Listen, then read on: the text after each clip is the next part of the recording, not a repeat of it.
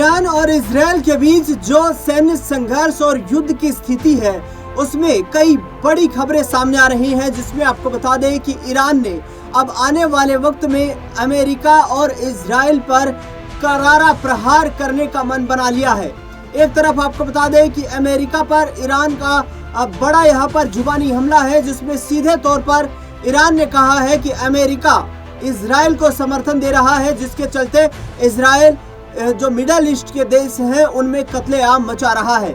बता दें आपको कि इजराइल ने बीते दिन जिस तरीके से ईरान पर जबरदस्त मिसाइल अटैक किया, उसके परमाणु ठिकानों को निशाना बनाया।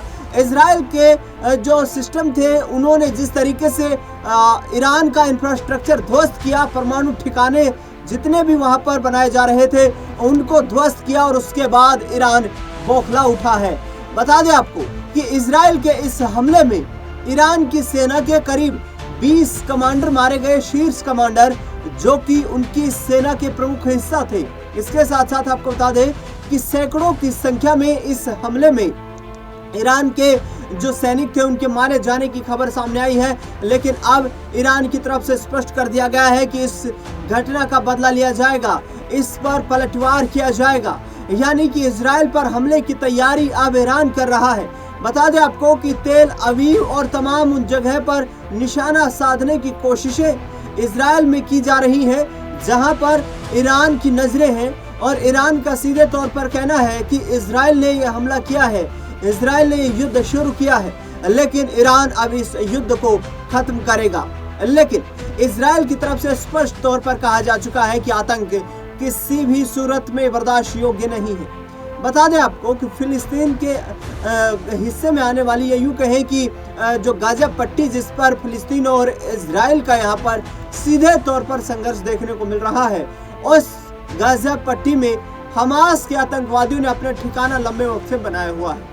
उस गाजा पट्टी का लगातार लड़ाई छिड़ रही है। उस गाजा पट्टी को लेकर लगातार सवाल खड़े हो रहे हैं कि आखिरकार इजराइल किस तरीके से आने वाले वक्त में इस गाजा पट्टी को अपने अधिकार क्षेत्र में लेगा, क्योंकि लगातार जिस तरीके से करीब 2 सालों से हमास, इजराइल, यमन के हूती आतंकवादियों, ईरान के बीच जो संघर्ष स्थिति बनी हुई है उसमें करीब हजारों लोगों ने अपनी जान गंवा दी है। बता दें आपको कि गाजा में जितने भी इंफ्रास्ट्रक्चर थे उनको तबाह कर दिया गया है। गाजा में आज स्थिति ये है कि वहां पर भूखमरी चरम सीमा पर है। बच्चे, बुजुर्ग और महिलाएं सड़कों पर बैठे हुए हैं, कटोरा लेकर वो अपनी भूख मिटाने का इंतजार कर रहे हैं। लेकिन इस पूरे घटनाक्रम के बीच आपको बता दें कि मिडल ईस्ट में अमेरिका के 60 सैन्य बेस है। ये 15 बड़े सैन्य बेस पर ईरानी सेना की तैनाती की गई है।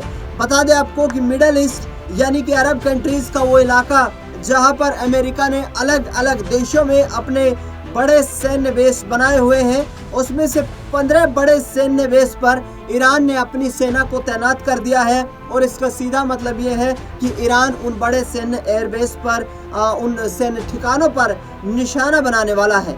आपको बता दें कि 15 बड़े सैन्य बेस जो हैं ये करीब 2000 किलोमीटर के दायरे में आते हैं, और हर सैन्य बेस पर ईरान की नज़र है, अमेरिकी सेना की वहां पर तैनाती है। यानी कि ईरान जो है वो ये कह रहा है साफ तौर पर कि हमें बेवकूफ़ नहीं बनाया जा सकता है, क्योंकि जब इजराइल के जो विमान हैं, जो एयरक्राफ्ट हैं, वो सीधे तौर पर जो सेना के मिलिट्री ऑपरेशन के एयरक्राफ्ट हैं वो घुसते हैं ईरान में, ईरान पर बमबारी करते हैं, और उसके बाद उनकी तेल की रिफिलिंग जो है वो होती है उन सैन्य ठिकानों से जो कि मिडल ईस्ट की कंट्रीज में अमेरिका ने बनाए हुए हैं। और सीधे तौर पर अमेरिका उन मिडल ईस्ट में सैन्य ठिकानों पर अपनी सेना की तैनाती करते हुए पाया जाता है। वहां से उनकी रिफ्यूलिंग होती है, जिसको लेकर के अब ईरान का सीधे तौर पर यह कहना है कि अकेला इजराइल नहीं बल्कि अमेरिका भी इस युद्ध में उतना ही गुनहगार है, उतना ही हमारे ऊपर हमला करने का जिम्मेदार है।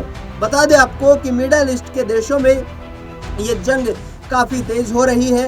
तुर्की, सीरिया, जॉर्डन, मिस्र, सऊदी अरब, Iraq, Kuwait, Bahrain, Qatar, UAE, Oman, Azerbaijan और यहाँ पर यमन जैसे देश शामिल हैं जो कि लगातार अब इजराइल के निशाने पर है।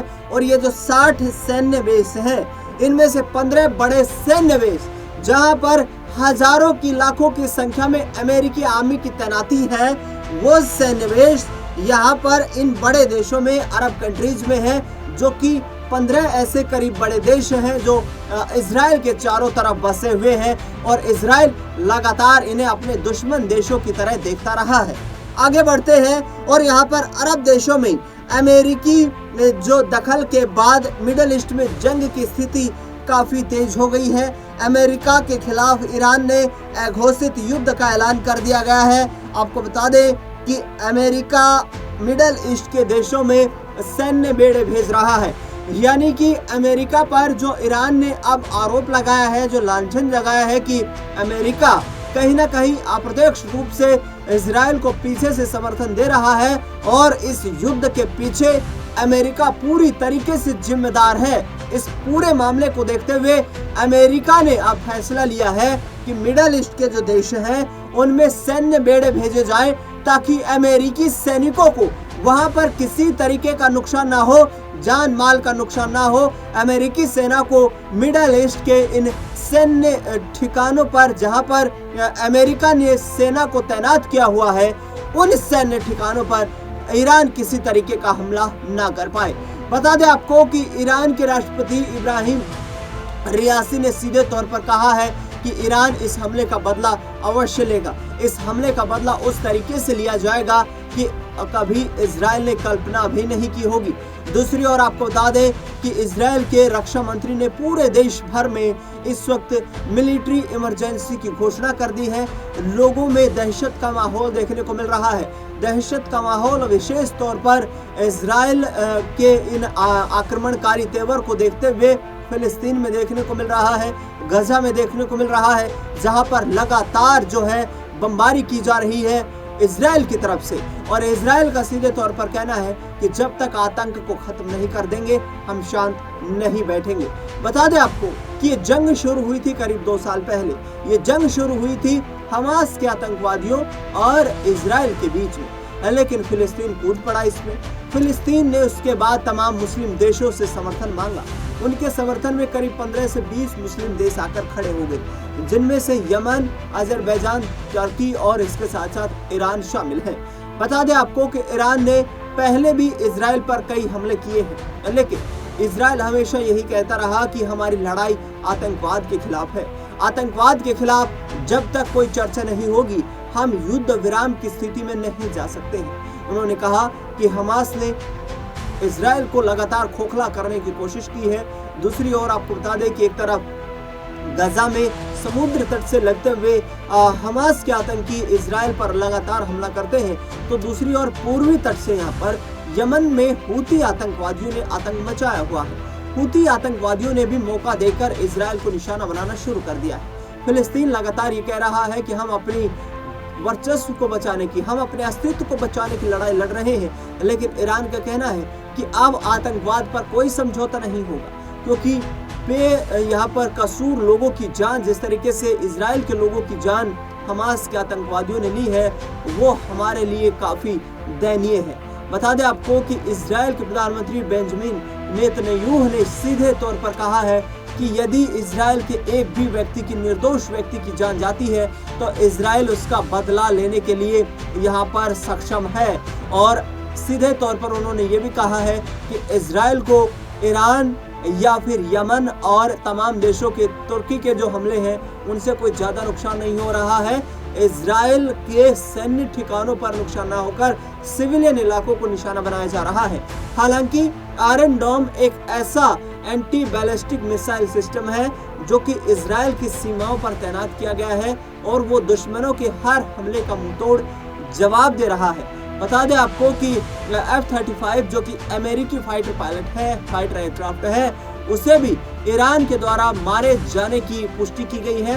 ईरान का सीधे तौर पर कहना है कि इजराइल ने उस फाइटर पायलट के जरिए ईरान को नुकसान पहुंचाने की कोशिश की थी, लेकिन हमारे मिसाइलों ने मुंहतोड़ जवाब दिया और 2 फाइटर जो एयरक्राफ्ट हैं उन फाइटर एयरक्राफ्ट को गिराया जा चुका है। ऐसे में देखना दिलचस्प होगा कि इजराइल और ईरान के बीच छिड़ी इस जंग को किस तरीके से शांत करवाने में अमेरिका बड़ी भूमिका निभाता है। फिलहाल इस खास रिपोर्ट में इतना ही। देश दुनिया से जुड़ी तमाम बड़ी खबरों के लिए देखते रहिए SPN9 न्यूज।